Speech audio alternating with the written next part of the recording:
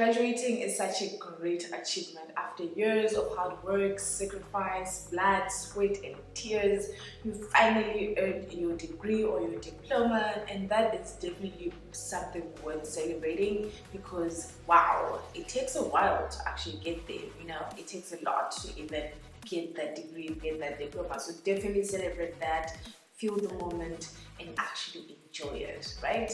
So now that you have your qualification, you may already have your first job or you are in the job market and will be getting your first job very soon, right?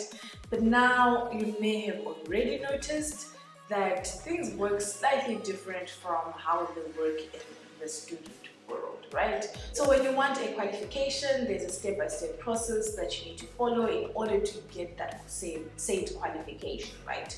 If you want a mechanical engineering degree, then there's a step-by-step process that you need to follow. There's courses that you need to do, credits that you need to get, and so on, right? In order to qualify for that degree. But then when you step out of that study zone and you come into the working life, then things work slightly different because there's no blueprint, there's no step-by-step process that you can follow in order to guarantee you getting your end goal, which is where things get a little tricky, especially when we start talking about money, because for most of us, we were never taught about money, right? No one really bothered to sit down and explain to us how money works exactly. So we might actually be starting off at some kind of disadvantage, right?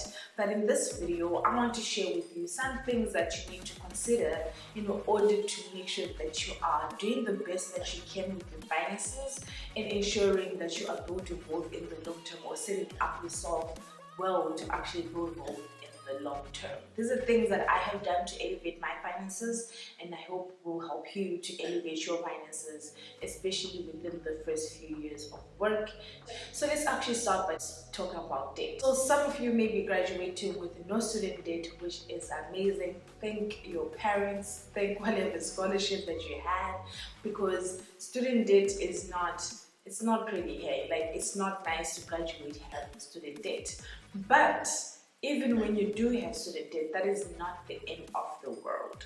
You can definitely pay it back, and you do need to pay it back because one, it will save you interest in the long run. So you want to pay it back as soon as possible to save yourself on interest in the long run, because that interest is going to keep coming on top of the amount that you actually borrowed, and it will compound over time. So if you ignore it, it will actually end up being a bigger mountain than it actually is currently. And on the topic of debt, one thing that you really want to do is actually start learning about how credit works. So you want to learn how you can use credit to your advantage, and you want to learn how credit can actually go wrong if you don't use it properly, because there is definitely a balance between actually avoiding debt and actually using it to your advantage. So you want to start learning that now before you actually need to take out any major credit, right? Before you need to take out things like home loans, car loans. And on the topic of car loans, if you do not get a balloon payment when you get car financing. Don't do that to yourself.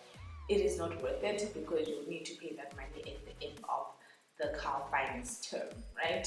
So that's just something that you really need to keep in mind, because that's a mistake that a lot of people make, is getting a balloon payment. But that's it's a slight segue on my part. I know some people may actually need to get a car in order to do the work that actually brings in the income that they need. That's great, but when you do buy a car, make sure that you're buying a car the smart way and not just buying the most expensive car that you feel like you can afford, you know. So you want to consider buying a second-hand car. You might also want to consider using public transport or even Ubers if you're not traveling that frequently, how train and so on, right? Try other options before you go for a brand new car finance loan on your brand new car. If you don't remember anything from this video, please remember this one thing, which is live below your means. If you start practicing that now, it will literally serve you well in your life. because it will, one, ensure that you actually have the flexibility to build wealth or the allowance to do so. So if you're making 15,000 rands a month and you're spending 15,000 rands a month, then there's no gap between what you're making and what you are living on. That means that you actually need that paycheck to come in the next month, otherwise you're actually already in trouble, right? So you don't want to put yourself in a situation like that. You want to make sure that you have some kind of breathing room between the amount of money that you're living on and the amount of money that you're making, so that you have that allowance to actually start saving for things like an emergency fund that will save you in times of an emergency where you need money at the drop of a hat. As I mentioned, living below your means will help you to build an emergency fund. So let's chat about emergency funds a little bit, right? So emergencies really will happen. That's the one thing you cannot escape, especially as an adult who is now fully responsible for their own upkeep, for their own food, rent, everything, you know.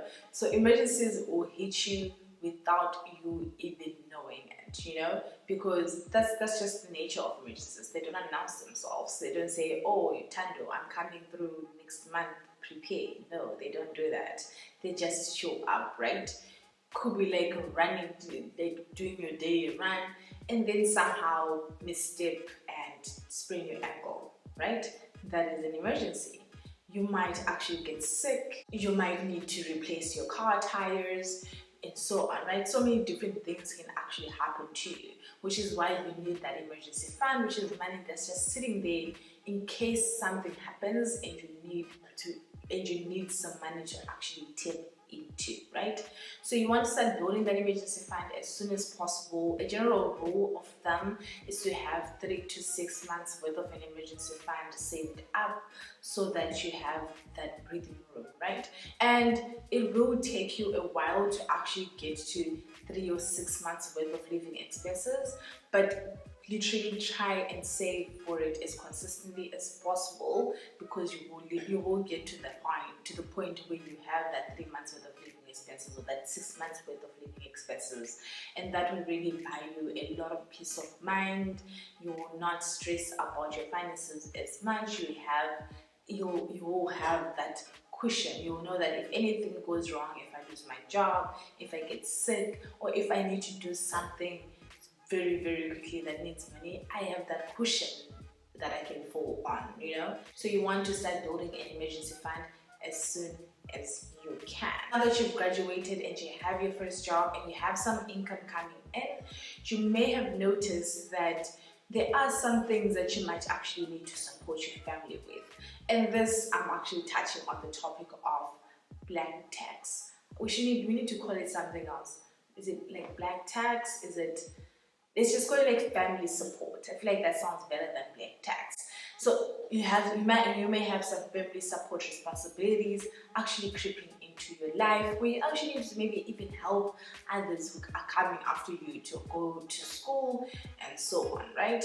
If you're like me, your education was really a family effort and a lot of people put together to actually make it happen, and that is amazing. It shows, it displays like Ubuntu, it displays the principles that we hold so dearly as black people or as people. So I find that now you are being expected to also step up and help with certain things for your family, which is totally fine, because we know umuntu ngabanye abantu, right? That is a saying that we have in Ndebele that basically means you are someone because of other people. You do not just build yourself up to whatever success that you have alone. There are other people that have supported you through that process. So with that same mindset in mind, and also keeping a balance between making sure that you're pouring from a full cup and not pouring from, because you cannot pour from an empty cup, right?